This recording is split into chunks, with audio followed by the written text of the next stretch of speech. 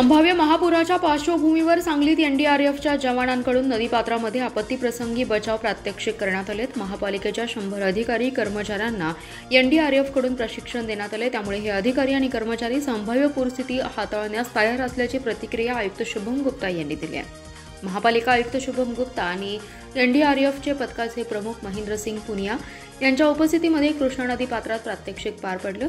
यामध्ये प्रत्यक्ष आपत्ती काळात नदीपात्रामध्ये किंवा पाण्याच्या प्रवाहामध्ये नागरिकांनी स्वतःचा बचाव कसा करायचा यासाठी कोणकोणती घरगुती साधने वापरायची याची माहिती देण्यात आली। तसेच प्रत्यक्ष नदीपात्रात जवानांनी उतरून आपण आपत्कालीन परिस्थितीमध्ये आपला बचाव कसा करू शकतो हे सर्वांना प्रात्यक्षिक माध्यमातून दाखवून दिलं। 16 जूनपासून एनडीआरएफची टीम ही सांगलीमध्ये दाखल झाली आहे। गेल्या 2 दिवसांपासून जिल्हा प्रशासन, महापालिका प्रशासन आणि एनडीआरएफ अशा संयुक्तरित्या विविध विभागांच्या अधिकारी कर्मचारी यांना प्रशिक्षण देण्यात आले। एनडीआरएफची टीम 30 ऑगस्टपर्यंत सांगली जिल्ह्यामध्ये असणार आहे। तसेच शुक्रवारपासून जिल्ह्यातील वेगवेगळ्या गावांना भेटी देणार आहे। पूर परिस्थिती उद्भवली तर त्याचा सामना कसा करायचा यासाठी जिल्हा प्रशासन, महापालिका प्रशासन आणि एनडीआरएफ यंत्रणा ही सर्व यंत्रणा सहित सज्ज असल्याचे आयुक्त शुभम गुप्ता आणि एनडीआरएफ पथकाचे प्रमुख महेंद्र सिंग पुनिया यांनी सांगितले। जत तालुक्यातील प्राथमिक शिक्षकांच्या बदली, पदस्थापना आणि कार्यमुक्तीला देण्यात आलेली स्थगिती जिल्हा परिषद प्रशासनाने 24 तासात उठवली आहे। आमदार विक्रम सावंत यांनीच असं पत्र दिलं असून त्यांचे मुद्दे आणि आक्षेप याची पडताळणी सुरू असल्याचं प्रशासनाने स्पष्ट केलंय।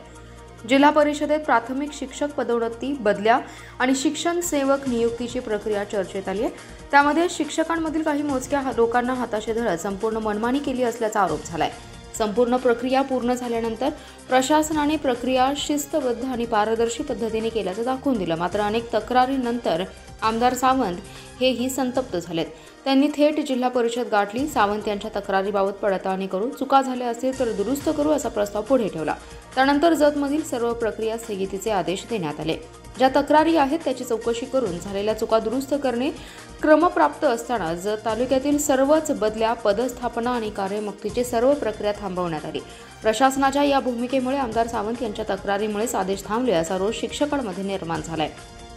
त्यामुळे शेवटी सावंत यांना संबंधितांना आदेश द्या असं पत्र द्यावं लागलं। त्यामुळे गुरुवारी स्थगिती मागे घेण्यात आली आहे। मात्र आमदार सावंत यांचे मुद्दे आणि आक्षेप यांची पडताळणी केली जाईल असं प्रशासनाने स्पष्ट केलंय।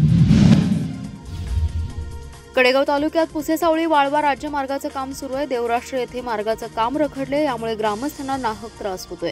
पाऊस पडल्यानंतर काम रखडलेल्या ठिकाणी मोठ्या प्रमाणात पाणी साचून तळ्याचं स्वरूप प्राप्त होते। या पाण्यातून प्रवाशांना जीव मुठीत धरून प्रवास करावा लागतोय।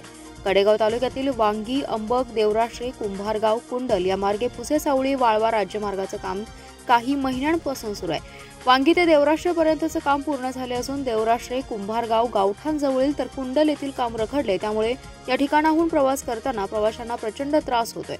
मागील काही दिवसांपासून पाऊस पडतोय। देवराष्ट्रेकडून कुंभारगावकडे जाताना गावाजवळ रस्त्याचं काम मागील काही महिन्यांपासून ठेकेदाराच्या आडमुठा धोरणामुळे रखडले। त्यामुळे या रस्त्यावर पावसाचं प्रचंड पाणी साचून तळ्याचं स्वरूप प्राप्त झाले। या साचलेल्या पाण्यातून प्रवाशांना नाईलाजाने जीव मुठीत धरून प्रवास करावा लागतोय। यामुळे या ठिकाणी अपघात होण्याची शक्यता नाकारता येत नाही। सदर रखडलेल्या मार्गाचं काम पूर्ण करण्याची मागणी ग्रामस्थांनी कडेगाव सार्वजनिक बांधकाम विभागाकडे केली होती। तरीही सार्वजनिक बांधकामने याकडे दुर्लक्ष केल्याने अशी स्थिती निर्माण झाली असल्याचं ग्रामस्थांचं म्हणणं आहे। त्यामुळे ठेकेदारासह अधिकाऱ्यांवरही कारवाई करण्याची मागणी ग्रामस्थांकडून होती। नागपूर गोवा या शक्तीपीठ महामार्ग भूसंपादनाला शेतकऱ्यांचा विरोध होऊ लागलाय। त्यामुळे राज्य शासनाने भूसंपादन न करण्याचा निर्णय घेतला असल्याची माहिती मंत्री चंद्रकांत दादा पाटील यांनी एका खासगी वृत्तवाहिनीशी बोलताना दिली आहे। या निर्णयामुळे जिल्ह्यातील 1135 गटातील सुमारे 5000 शेतकऱ्यांना दिलासा मिळालाय।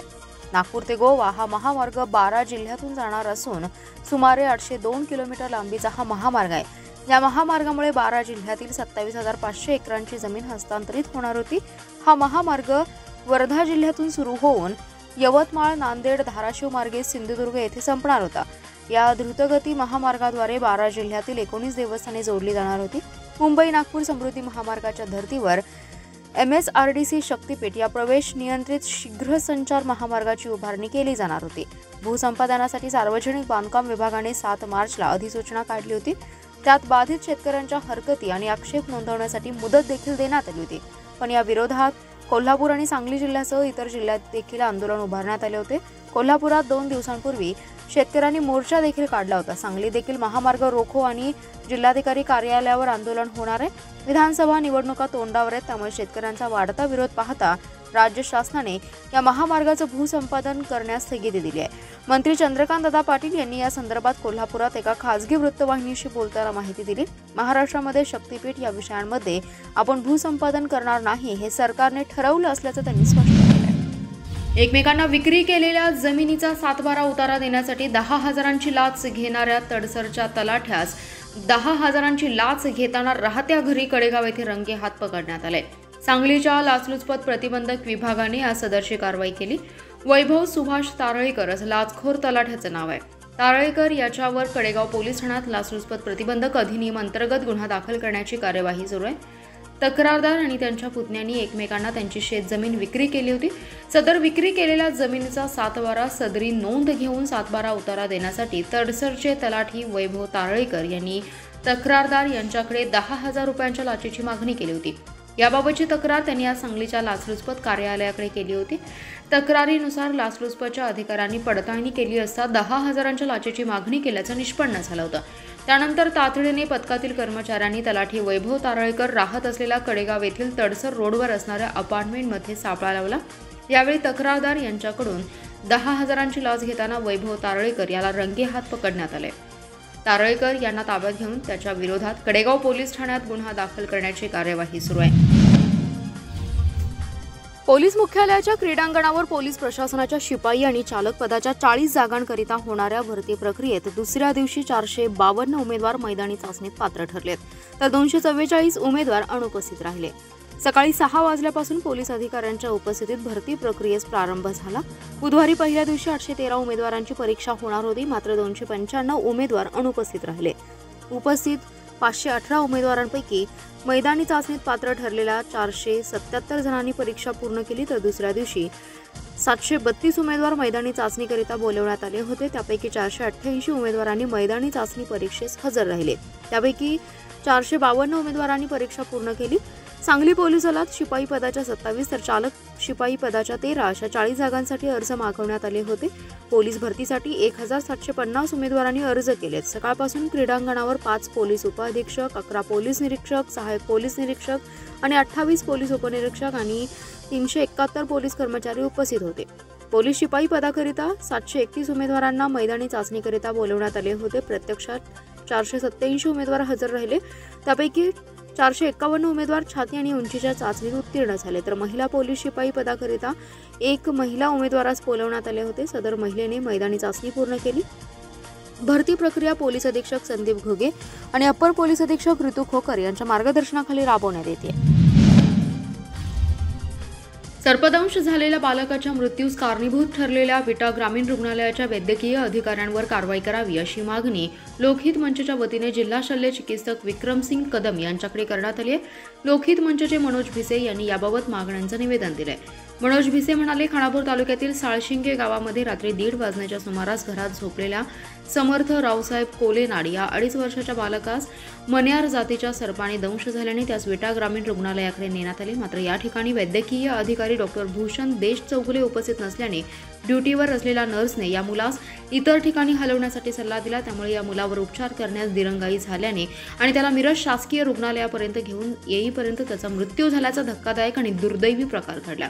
यापेक्षाही धक्कादायक प्रकार म्हणजे विट्यासारख्या ग्रामीण रुग्णालयाच्या ठिकाणी ही रुग्णवाहिका नसणं ही खूप खेदाची आणि चिंताजनक बाब आहे। शासनाने प्रत्येक रुग्णालयासाठी रुग्णवाहिकांची व्यवस्था केली असताना अथवा 108 नंबर डायल केल्यानंतर रुग्णवाहिका येणं आवश्यक असतानाही नर्सने रुग्णवाहिका उपलब्ध नसल्याचं का सांगितलं?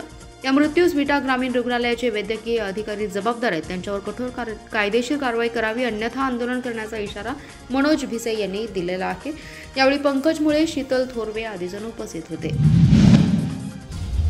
शिराळा तालुक्यातील मोरणा धरणालगत असणाऱ्या शेतकऱ्यांच्या शेतातील विद्युत मोटारीची केबल चोरणाऱ्या दोघांना शिराळा पोलिसांनी अटक केली आहे। ऋत्विक प्रकाश कांबळे आणि पवन सुरेश कदम अशी अटक केलेल्यांची नावे आहेत। शिराळा तालुक्यातील उपवळे गावच्या हद्दीत मोरणा धरण तलावा शेजारी असलेल्या शेतात 8 एप्रिल रोजी पहाटेच्या सुमारास उत्तम आकाराम मोहिते यांच्यासह शेतकऱ्यांच्या शेतात असणाऱ्या विद्युत मोटारींच्या केबल वायरी अज्ञात चोरट्यांनी कट करून चोरून नेल्या होत्या। याबाबत शिराळा पोलीस ठाण्यात गुन्ह्याची नोंद करण्यात आली होती। या प्रकरणी तपास करत असताना इंगुळ ते कापरी जाणाऱ्या मार्गावर मोटारसायकलवरून जाणाऱ्या ऋत्विक प्रकाश कांबळे आणि पवन सुरेश कदम यांना ताब्यात घेतले। त्यांच्याकडे चौकशी केली असता त्यांनी सदरच्या गुन्ह्याची कबुली दिली। यानंतर त्यांच्याकडून एक मोटारसायकल, पोत्यात 8 किलो तांब्याच्या तारांचे 2 बंडल जप्त करण्यात आले। या प्रकरणी दोघांवर गुन्हा दाखल करण्यात आला आहे। सांगलीत एसएफसी मेगा मॉल शेजारी असलेले बेकायदेशीर चिकन 65चे खोके महापालिकेच्या अतिक्रमण निर्मूलन पथकाने हटवले। या संदर्भात हिंदू एकता आंदोलनाचे माजी आमदार नितीन शिंदे आणि भाजपा महिला आघाडीच्या स्वाती शिंदे यांनी आवाज उठवला होता। स्टेशन चौकात वडाचं झाड आहे।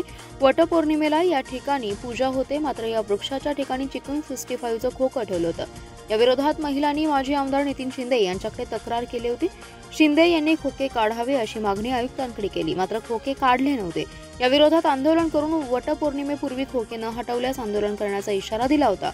शिवाय भाजपाच्या महिला आघाडीच्या वतीने देखील आयुक्तांना इशारा दिला होता। त्यामुळे वटपौर्णिमेला पूर्वसंध्येला 1 दिवस महापालिकेच्या अतिक्रमण निर्मूलन पथकाने खोके हटवण्याची कारवाई केली। हे बेकायदेशीर खोके हटवण्यात आले, त्यामुळे वडाच्या झाडाने मोकळा श्वास घेतलाय।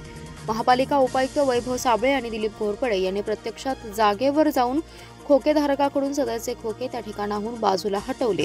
यावेळी माजी नगरसेविका स्वाती शिंदे, माजी आमदार नितीन शिंदे, शहर जिल्हाध्यक्ष संजय जाधव, राजू जाधव, अरुण वाघमोडे, अनिरुद्ध कुंभार, प्रदीप निकम, अवधूत जाधव, प्रकाश निकम, भूषण गुरव आणि आशिष साळुंखे, शुभम खोत, श्रीधर मेस्त्री, पंकज कुबडे आदी जण उपस्थित होते।